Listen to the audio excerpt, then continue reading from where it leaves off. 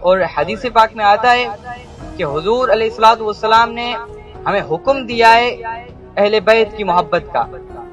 اس حدیث کو اعلی حضرت نے فتاوی رضویہ میں نقل فرمایا ہے کہ حضور علیہ الصلوۃ والسلام نے فرمایا الزموا مودتنا اہل البیت، ہم اہل بیت کی محبت کو لازم پکڑو۔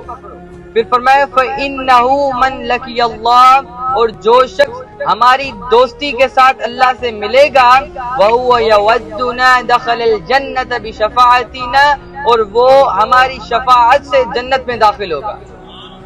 پھر فرمایا والذی نفسی بیدہ، اور قسم اس ذات کی جس کے ہاتھ میں میری جان ہے، لا ينفع عبدا عملہ، بندے کو اس کا عمل اس کو نفع نہیں دے گا۔